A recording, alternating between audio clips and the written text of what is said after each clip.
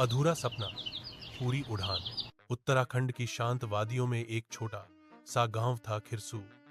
उसी गांव में रहता था 17 साल का लड़का आरव, जिसकी आंखों में एक ही सपना चमकता था, एथलीट बनकर भारत के लिए दौड़ना। उसके घर की हालत ठीक नहीं थी। पिता लकड़ी काटने का काम करते, माँ गांव के लोगों के घरों में काम करके थोड़ा बहुत कमाती। लेकिन गरीबी से भी बड़ी चीज जो उनके परिवार को तोड़ती थी, वक्त के साथ हार मान लेना। लेकिन आरव अलग था। वह मानता था सपने किसी एक दिन पूरे नहीं होते, हर समय किए गए छोटे छोटे फैसलों से पूरे होते हैं। पहला मोड़ जो गिराता है वही उठने की ताकत देता है। स्कूल में स्पोर्ट्स डे आने वाला था।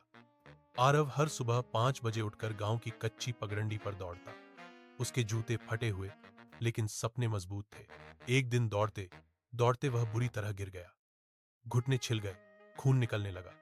वह उठा, लेकिन दर्द इतना था कि चलना मुश्किल। पीछे से गांव वाले हंसते हुए बोले, एथलीट बनेगा? तेरे बस की नहीं है। पढ़ाई कर, काम धंधा कर, यही जीवन है। इन शब्दों ने उसके घावों से ज्यादा दिल को चोट दी।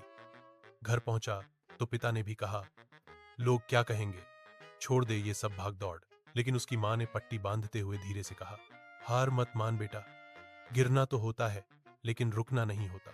बस वही पल आरव की रीढ़ बन गया। दूसरा मोड़, किसी का विश्वास पूरी दुनिया बदल देता है।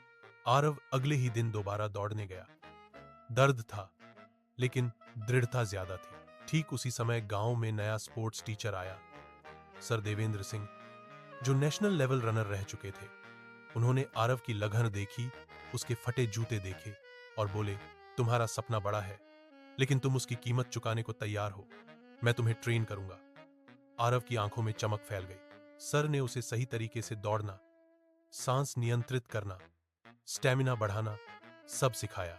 धीरे धीरे आरव गांव वालों की हंसी को पीछे छोड़ने लगा, शाब्दिक रूप से भी और जीवन में भी। तीसरा मोड़, सफलता से पहले सबसे कठिन परीक्षा आती है। जिले की दौड़ करीब थी। यह आरव का पहला बड़ा मौका था। लेकिन दौड़ से सिर्फ 2 दिन पहले उसके पिता जंगल में काम करते समय घायल हो गए। घर का सारा खर्च रुक गया। आरव के सामने सबसे बड़ा सवाल था, दौड़ में हिस्सा लूं या घर का सहारा बनूं? मां ने पहली बार उससे डांटते हुए कहा, अगर तू अपने सपने के लिए अभी नहीं खड़ा हुआ तो कभी भी नहीं हो पाएगा। जा बेटा, जीत कर वापस आना। उस रात आरव ने पहली बार महसूस किया कि जिम्मेदारियां और सपने दोनों साथ चल सकते हैं। बस साहस चाहिए। दौड़ जहां जिंदगी बदलने के लिए 400 मीटर काफी होते हैं। दौड़ का दिन, स्टेडियम लोगों से भरा हुआ, लेकिन आरव की धड़कन उससे भी तेज। स्टार्टिंग पिस्टल की आवाज और सभी धावक जैसे हवा बन गए। आरव पहले पहले पीछे था। सर की आवाज गूंजी, स्टेप संतुलित, सांस बराबर, खुद पर विश्वास। आखिरी 200 मीटर पर उसने जीवन की सारी लड़ाइयों को याद किया। गांव वालों की हंसी, पिता का दर्द, मां का विश्वास, सर की मेहनत, और उसी क्षण उसके अंदर जैसे कोई बिजली चमक गई। आरव हवा से भी तेज दौड़ा।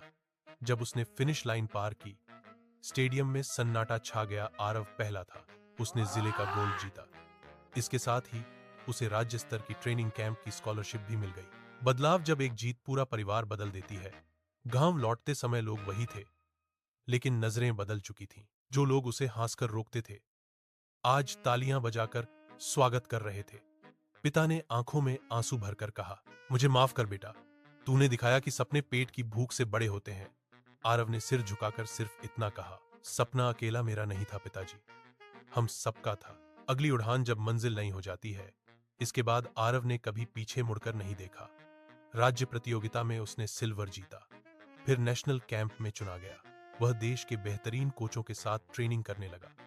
उसकी हर सुबह उसी पगडंडी की याद दिलाती थी, जहां वह कभी फटा जूता पहनकर गिरा था।